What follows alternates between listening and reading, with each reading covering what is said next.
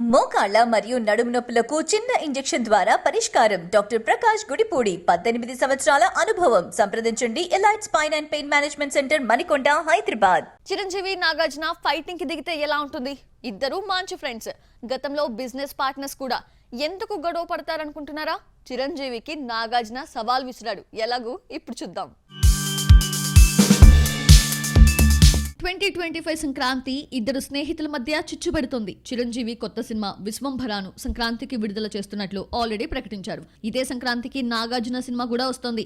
ఇంతవరకు డైరెక్టర్ ఎవరో తెలియదు, కథ రెడీ కాలేదు. 2025 సంక్రాంతికి నాగార్జున సినిమా ఏంటి అన్న డౌట్ రావచ్చు. సంక్రాంతికి రావడం, హిట్ కొట్టడం నాగ్కి అలవాటైపోయింది. సోగ్గాడే చిన్ని నాయన, బంగారాజు, లేటెస్ట్ గా నాసామిరంగతో చాలా కాలం తర్వాత సక్సెస్ చూశాడు. సినిమా సక్సెస్ మీట్ లో నాగార్జున మాట్లాడుతూ చివరిలో సంక్రాంతికి కలుద్దామన్నారు. చేతిలో సినిమా లేకపోయినా సంక్రాంతికి రావడం నాగకి పెద్ద కష్టమేమీ కాదు. నా సామిరంగాను 3 నెలల్లో పూర్తి చేసి హిట్ కొట్టడంతో కాన్ఫిడెన్స్ పెరిగిపోయింది.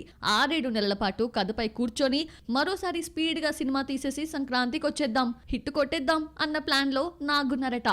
ఈ సంక్రాంతి ఇలా వెళ్ళిందో లేదో 2025 సంక్రాంతిపై ఇద్దరు సీనియర్స్ కర్చీఫ్లు వేసేశారు. చిరు విశ్వంభరాతో వస్తుంటే నాగ్ ఏ సినిమాతో వస్తాడో చూడాలి. సంక్రాంతి రేస్ లో ఎవరైనా పోటీ పడొచ్చు, కానీ ఇద్దరు ఫ్రెండ్స్ ఢీ కొట్టడం విచిత్రంగా ఉంది.